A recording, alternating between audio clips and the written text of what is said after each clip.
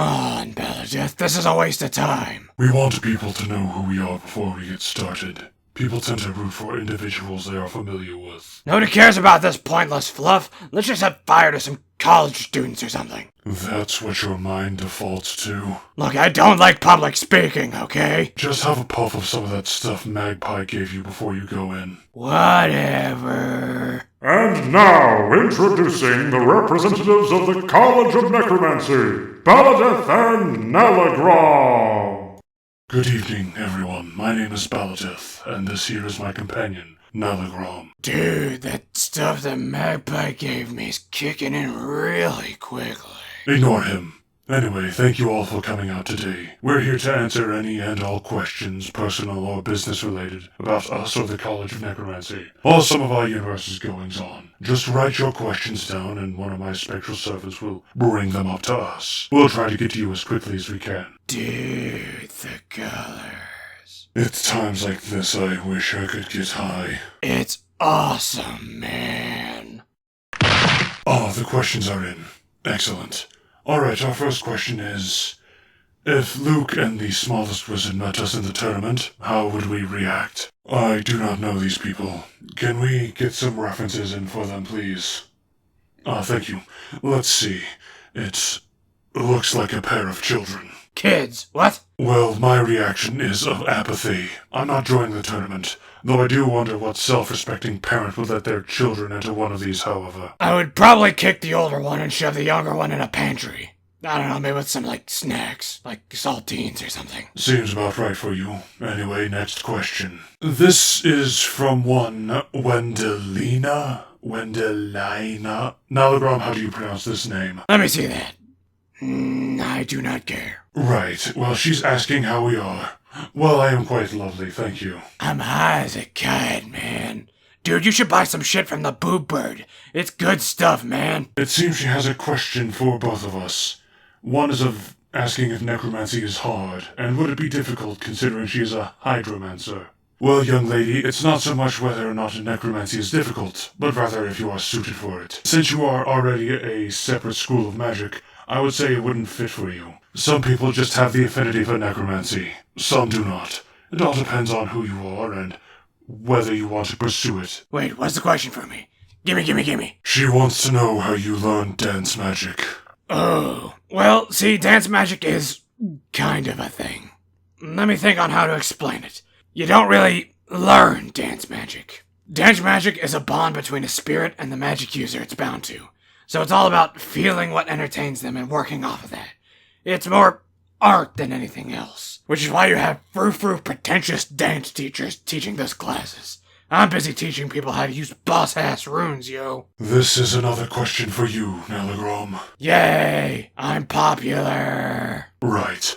They are asking what your vacations are usually like.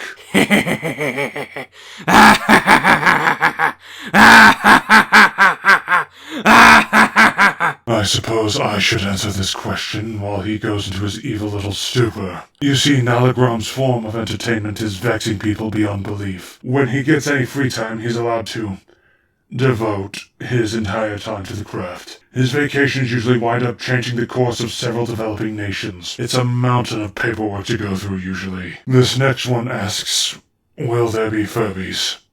What? What is a Furby? Oh, it's this thing. No, none of those. Ever.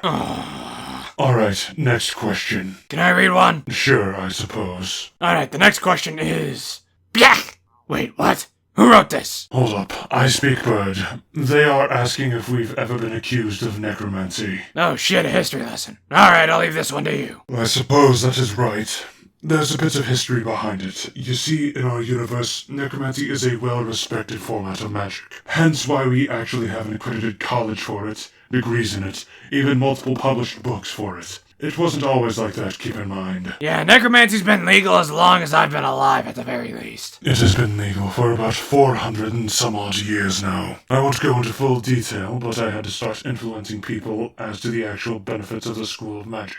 It took about 120 years, 2 wars, and enough political intrigue to make even the most pretentious $2 novelist swoon. But we haven't had to deal with that sort of problem in a very long time. So yeah, short answer is no. See, I answered the question without wasting everyone's time. Alright, next question. This one is asking you, actually.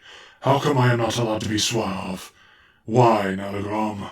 Why? Because it's embarrassing. And sadly pointless. That too. You see, Bossman here is basically full elemental. He shed his mortal body a long time ago. Anyway, with that loss, he lost a lot of his mortal wants and needs. Getting a hanky-panky being one of them. Anyway, the next question is a question on necromancy in general. To use the soul of the dead for power, would one need to be close to a relatively recent death? Or could you be somewhere where there's a lot of dead people? Graveyards, tombs, etc. And just use it like a battery? This is a good question. You see, a lot of people have common misconceptions of the souls of the dead, that they stay in all plane of existence. One of them being that the dead like to hang out in the spot that they died in. People usually think of graveyards as like a good source of dead souls, but really they can wind up being pretty barren of anything but whiny people looking to be edgy and death and crap like that. Right. Now, when a person dies, their soul starts to leave their body and move on to the next plane of existence. Usually there's about a 5-minute window to use the soul before it dissipates into the afterlife. When we use it, the process is sped up a bit, of course. This is for the typical soul. The souls that hang around afterwards, however, wander around and are usually found in unorthodox places. Locker rooms are like the biggest place to find ghosts. Yes, see, when ghosts start roaming around, they usually do things that they normally couldn't do while they were still alive and visible. You'd be surprised how often we have to shoo away souls from the college bathrooms and shower rooms. Both men and women's. Y'all are a bunch of perverts. Alright, this next question is about cooking. Ooh, I like cooking. Considering you've burnt cereal, how well can you make a cup of coffee, Nalagrom? Dunno, I never drank the crap. It's gross. Let me answer that question then. Nalagrom is good at many things. Cooking is not one of them. He may be the worst chef that has ever existed. You tell him to get a slice of toast and he somehow turns it into a dead rat. Unintentionally at that. That being said, I have never met anyone in my life better at brewing coffee than this man here. We've brought a couple of his brews in the coffee shop, actually. Feel free to stop by for some later if you feel like it. All affordable and with delicious scones and danishes. Anyway, part 2 of the question. How does one apply to the College of Necromancy? It's pretty standard, actually. We have a bi-yearly entrance exam. If you pass that, then you're welcome to join the ranks. Talk with the advisors, and set up a schedule plan. Though the entrance exam has a 10% pass rate. If you want to join the College of Necromancy, you have to prove you can be one of the elites. Or be a write-in for a very rich parent. That too. They usually drop out or die when they get to Nalagrom's class, though. Ain't I a stinker? Right. The next question is directed at me, asking if I have a face under the hood and if my eyes are just squiggly white lines. Well, for starters, I'm not wearing a hood. I just have long black hair. You are looking at my face right now.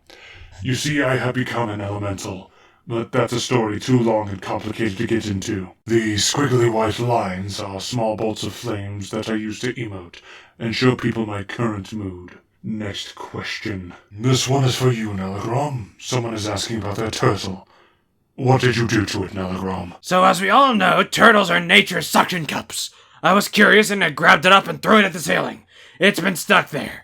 If my calculations are correct, it should be coming down right about now. You have problems. Yeah, like my high is wearing off right now. In that case, you can read the next question. On a scale of 1 to 10, how much should Baladeth dial it back? Shut up. Maybe 5. Next question. Let's see. Ooh, this is a long one. When are you going to give up your heretic ways? Question mark, question mark. The very nature of resurrecting persons and utilization of life forces goes against all that is good and just in the Shining Realms. You lot should be ashamed even contemplating the idea of advertising the indoctrination of necromancy of all things. There is one in every dimension. This level of arrogance can only be achieved by a paladin. Heretic ways, you say? I trust then you've taken a great deal of time speaking with the souls of the dead that have been left behind. The souls of the dead that have followed their loved ones so they can let them know they still love them before ascending to the next life. The souls of the dead that want to ascend but need us to help them because they can't do it on their own. What would you know? You're so obsessed with the perceived wants of the beings of the past, you ignore the obvious needs of the beings right in front of you. How dare you come up to me and... Hey, is it true that the girls in your school are hot? 'Cause I heard they're interested in some interesting things. They're kinky as shit, yo! No more questions.